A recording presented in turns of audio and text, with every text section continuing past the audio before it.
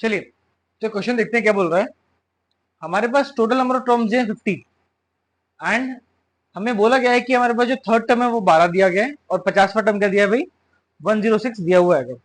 हमें बताना है A29 कितना होगा। अगर हम बात करें A29 की, ऑलरेडी पता है हमें क्या होता है 29 A plus 28 D, A plus 28 D. ठीक है, तो अगर मैं बोल रहा हूं आपसे कि मुझे अगर A मिल जाए और D मिल जाए तो मेरा काम हो जाएगा, यस और नो। A3 कितना होता है A प्लस 2D, जो कि हम 12 दिया हुआ है, एंड A50 क्या होता है A प्लस 49D, जो कितना दिया है हमें 106 दिया हुआ है। ठीक है, तो अगर हम बात करें, हमने इसको मान लिया इक्वेशन 1 एंड इक्वेशन 2। ठीक है, अगर मैं इन दोनों इक्वेशन को सॉल्व करता हूं, if I am subtracting equation 1 from equation 2, subtracting equation 1 from 2, ठीक है, समझ में आ रही बात नहीं आ रही? तो क्या करेंगे, A plus 49D is equal to 106 minus, तो पहले लिख लेते हैं A plus 2D equals to 12। अब ये वाली इक्वेशन पूरी माइनस से मल्टीप्लाई हो जाएगी, तो क्या हो जाएगा भाई plus minus minus then minus and again minus. ये चला गया हमारा, ये कितना आ गया 47D is equals to 94। D कितना आ गया हमारा, कितना आ गया हमारा डी 2 आ गया। अगर बोला जाए हमसे कि हमारा D2 आ गया और अब हमें A निकालना है बस, तो A3 क्या होता है, A3 होता है A प्लस 2D एंड ये 12 दिया है, वो इसे हम इक्वेशन नंबर 1 में हम वैल्यू पुट कर देंगे। तो A प्लस 2D दिया है हमें 12, D कितना है हमारा 2 आएगा, तो A प्लस 2 इंटू 2 हो जाएगा 12, A plus 4 equals to 12। A कितना हो जाएगा भाई, A कितना हो जाएगा हमारा 8। तो हमें समझ में आ गया भाई कि हमें A मिल गया और D मिल गया।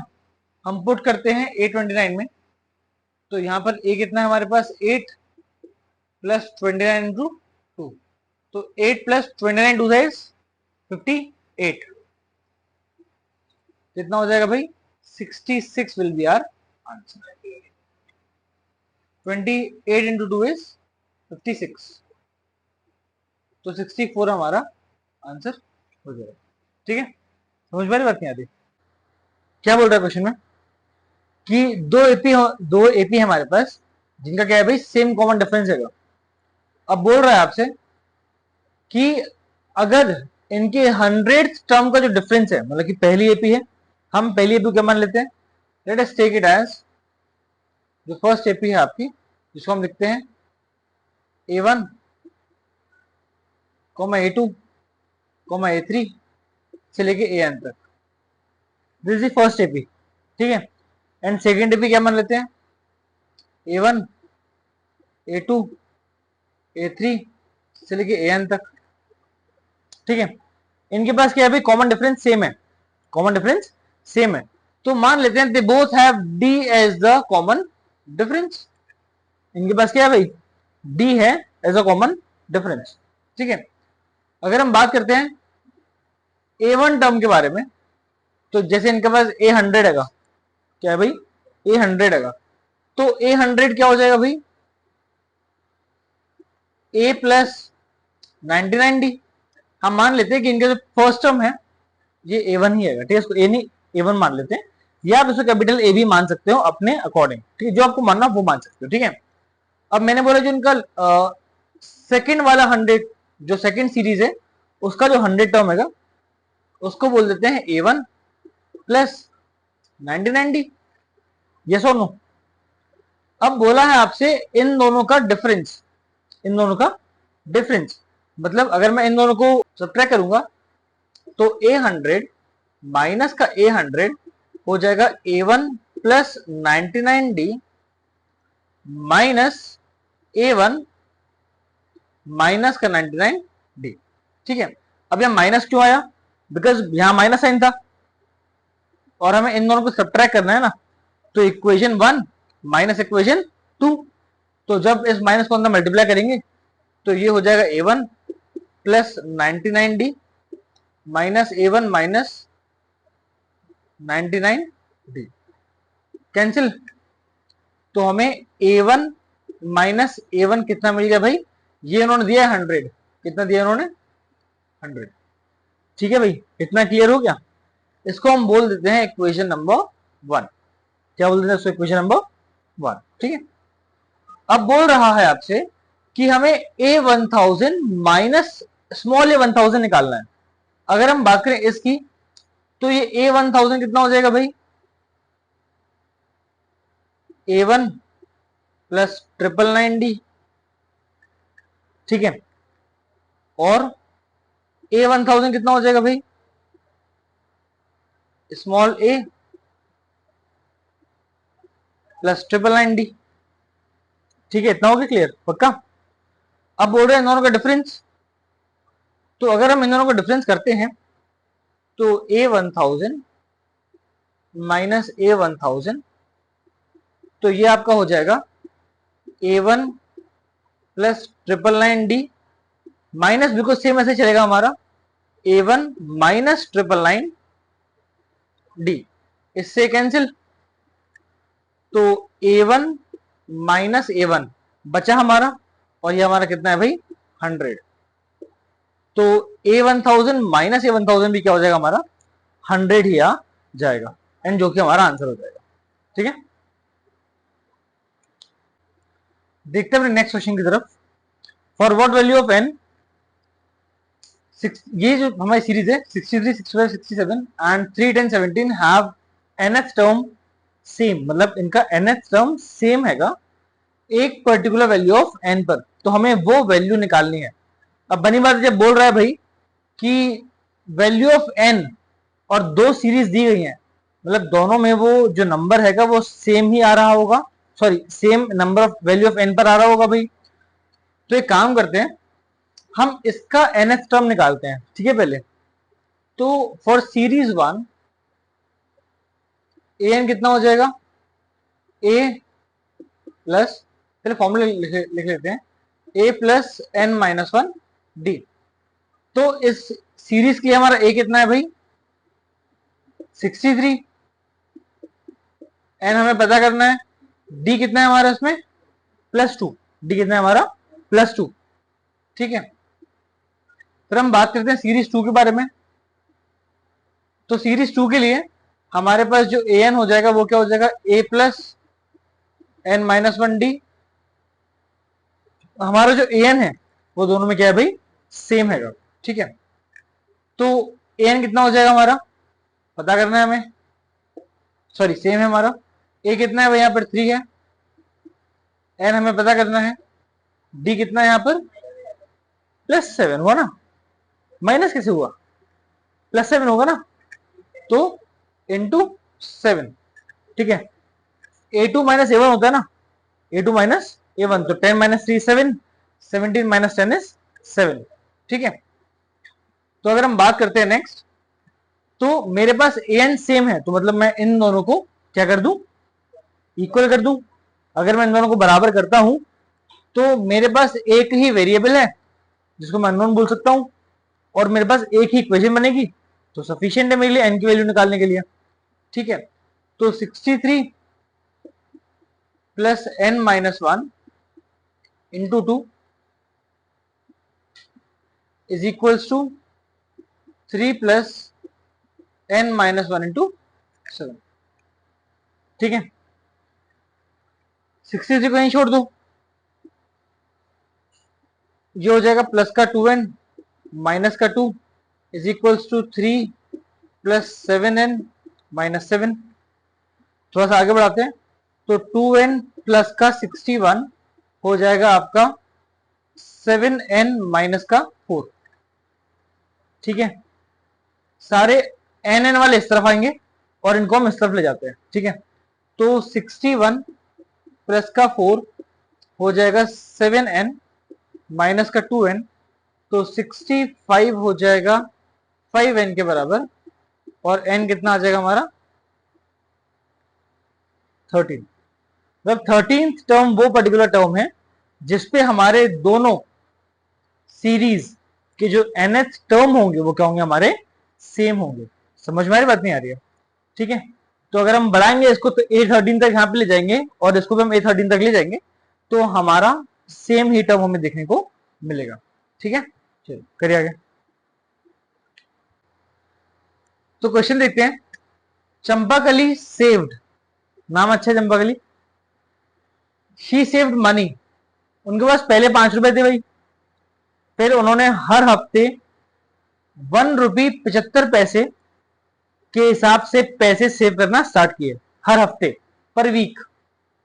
ठीक है, एंड पैसे सेव करते करते करते करते जब वो हर महीने 1.75 रुपीज मिला रही थी, तो करते करते उनके पास एक टाइम पे कितने रुपए होगा भाई, 20 रुपीज 75 पैसे।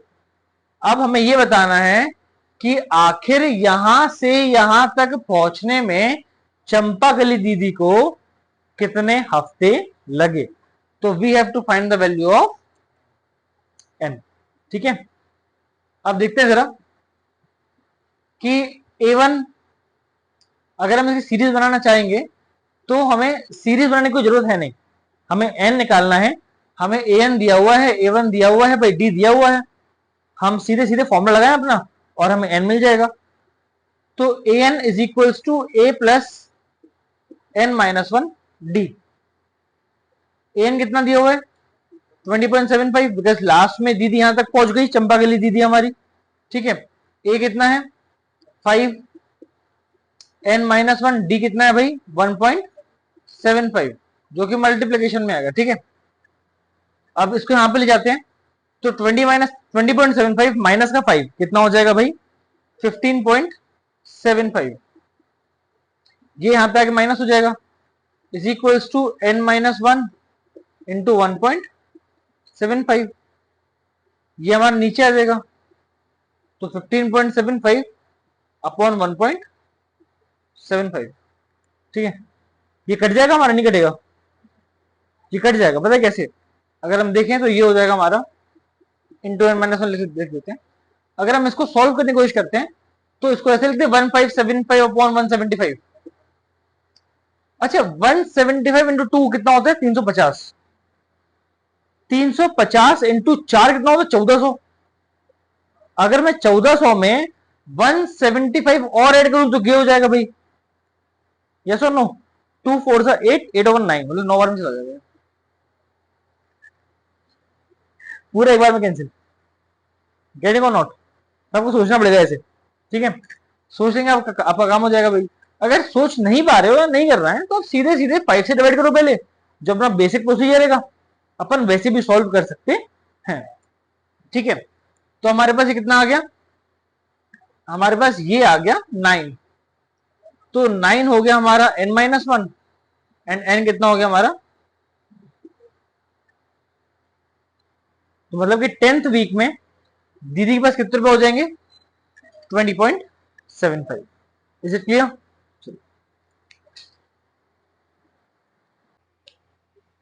क्वेश्चन क्या बोल रहा है, हमने एक सम इन्वेस्ट किया, सम किसने इन्वेस्ट किया, मैंने। ठीक है भाई, कितने पर 8% सिंपल इंटरेस्ट पर। हमसे पूछा गया भाई 30 साल बाद कितना इंटरेस्ट हमें पे करना पड़ेगा। कितने बच्चों का आंसर आ गया, किसी का नहीं आया, एक का आ गया आंसर। ठीक है, चलिए हमसे बोल रहा है भाई 30 साल के बाद कितना इंटरेस्ट हमें देखने को मिलेगा। अगर हम बात करें तो पहले ये देखते हैं कि भाई 5000 पे 8% पर एनम पर हमें कितना इंटरेस्ट जनरेट हो रहा है। तो फॉर्मूला क्या होता है, इंटरेस्ट होता है हमारा P into R into T upon 100।